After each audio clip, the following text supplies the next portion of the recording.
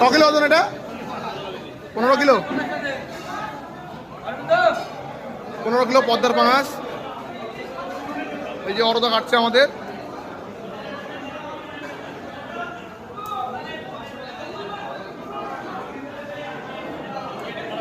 হাত সাবধান।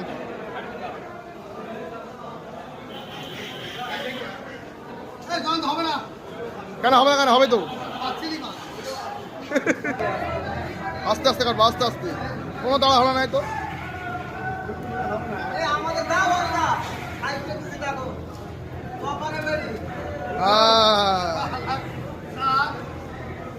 মার